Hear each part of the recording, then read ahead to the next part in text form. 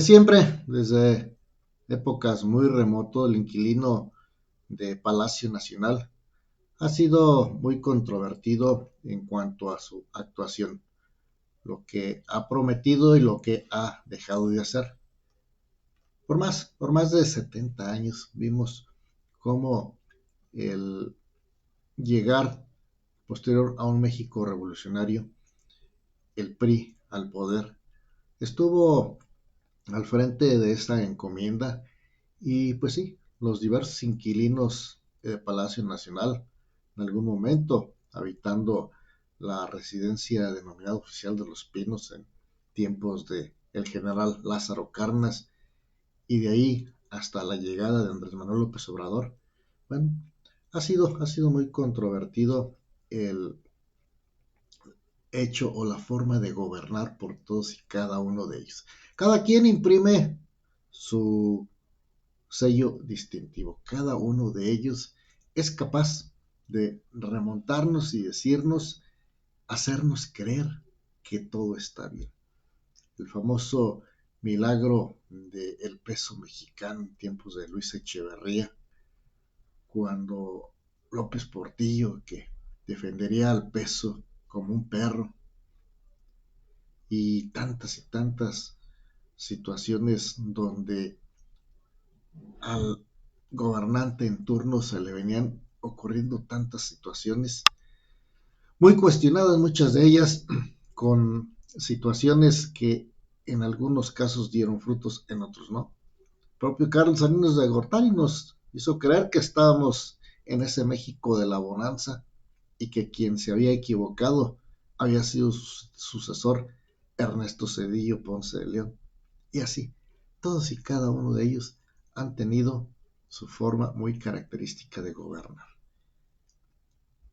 En algún momento de la historia, vimos cómo estos gobernantes, estos inquilinos de Palacio Nacional, era incapaz alguien, por lo menos durante su gestión, de llevarle la contra, de hacerle algún señalamiento o criticarlo.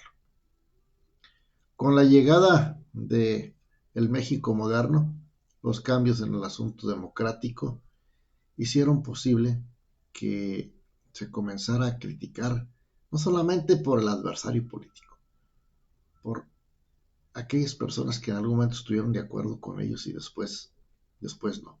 Sacaré al PRI de los Pinos, decía Vicente Fox. Y así hasta llegar el turno de Enrique Peña Nieto, donde pues fue uno de los presidentes más criticados, haciendo resaltar que podía ser una persona ignorante, que no sabía muchas de las cosas y que simplemente estaba hablando en torno a eso, a las ocurrencias que se vinieron dando. Vimos desde su propia toma de posesión cómo el propio pueblo se rebelaba y pues en una situación que jamás se había visto en México, se puso inclusive, se decía que se ponía en riesgo su llegada al poder.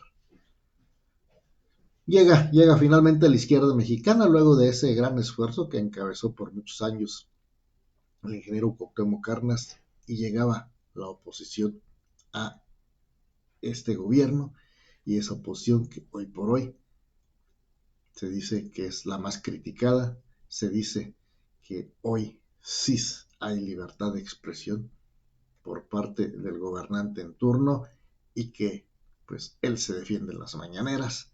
Así es como ha venido este devenir en torno precisamente a lo que ocurre en este nuevo sexenio. Hoy quiero tocar las palabras de columnista Rafael Álvarez Cordero, que en el periódico de Excelsior habla precisamente en torno a esta situación, la situación actual y lo que priva, y donde hace algún comparativo con alguna obra interesante que seguramente muchos en algún momento en el cine, en el teatro, usted la pudo observar, El Mago de Oz. Inicia su comentario diciendo: cuando yo era niño vi la película El Mago de Oz, una de las primeras en Technicolor, y me enamoró Judy Garland como Dorothy, que se enfrenta a un mundo en el que hay un mago poderosísimo, al que todos le tienen miedo. Ella con 3 amigos, el león, el hombre de la hojalata y el espantapájaros, luchan contra una bruja. Un día, después de mi aventura, Dorothy abre las cortinas detrás de las cuales está el poderoso mago Dios, y descubre que es un hombrecillo insignificante, que usaba trucos para amedrentar y dominar a todos. Ignorando al mago, Dorothy sonrió de nuevo y bailando disfrutó de su libertad. Platicando con un psiquiatra amigo, hemos analizado lo que ha ocurrido en el Salón Tesorería todas las mañanas desde, desde el año 2018. ¿Sí? Eso que se denomina las famosas mañaneras. Y bueno, aquí él señala las semejanzas con el mago Dios, es y se siente omnipotente. Utilizó la voz que resuena en todo el país para ofrecer un cambio maravilloso que transformaría México. En un principio no nos dimos cuenta de que algo no iba bien, porque cuando se le reclamaba algo, su respuesta era la evasión. Yo tengo otros datos, o la mentira pura y simple mentira como negación de la realidad. Pero ahora ya no tiene otros datos, porque ya es evidente el fracaso de su administración. Los mexicanos fallecidos por la violencia no se pueden ocultar y tampoco los desaparecidos, los secuestrados, los muertos por falta de atención médica, y por eso ahora no habla de otros datos, sino que agrade a todos y a todo, lo que le hace valer la verdad, monda y llorona. Así es como hoy en día se analiza precisamente este tipo de situaciones. Y continúa. Mi amigo señala cómo aumentan sus agresiones, como su vocabulario de insultos, descalificaciones, ofensas. Parece no tener fin. Eso cumple 2 objetivos: amedrentar a quienes le mostramos la verdad y tratar de calmar su mente, sin éxito, porque él bien sabe que su presidencia, sí, ha sido un fracaso.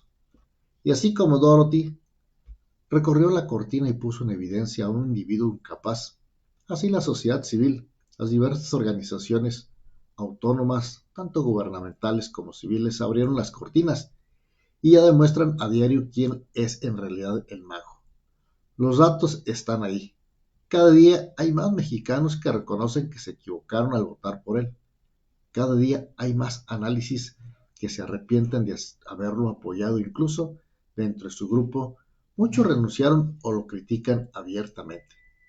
Las manifestaciones multitudinarias, ¿sí? Esas que vimos en algún momento en contra de esa situación para defender al INE y a la Suprema Corte de Justicia, las incontables demandas de deudos de los desaparecidos, de las víctimas de feminicidio, de los agricultores, comerciantes y transportistas confirman a diario el fracaso del gobierno, pero solo reciben como respuesta el desprecio, el insulto, la descalificación y la injuria. El trabajo para desenmascarar las mentiras gubernamentales continúa. Las organizaciones civiles, en varias sí, organizaciones de familiares de personas desaparecidas y tantas más, trabajan sin descanso. Y ahora, cuando la Suprema Corte ordenó el funcionamiento del Instituto Nacional de Acceso a la Información, el INAI, se pondrá más en evidencia la corrupción, el desfalco y los errores de esta administración. Sabemos que en la mira del mago de Palacio aún están otras instituciones y organizaciones, la Suprema Corte y el INAI, así como la UNAM. Sabemos que nunca pensó en la importancia del Frente Amplio por México, en el que se une la sociedad civil y los partidos, que a pesar de los pesares avanza por lo que ahora lo ataca sin piedad. Seguiremos exigiendo una y otra vez el respeto a la ley y a la Constitución.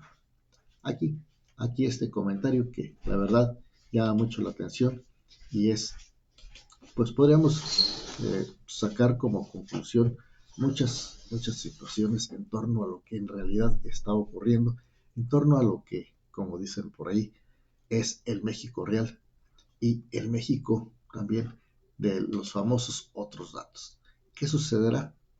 La sociedad volverá a dar ese voto de confianza a quien considera que en realidad está haciendo las cosas bien, o ganará esa otra sociedad que considera que hoy nuestro México tiene que llevar a cabo nuevamente un cambio, que alguien le falló y que seguramente lo más triste aquí es que cada día, lejos de buscarse una unidad nacional, pareciera que esta sociedad mexicana, este México en el que hoy vivimos, está aún más dividido y polarizado. Ya veremos qué sucede en este 2024.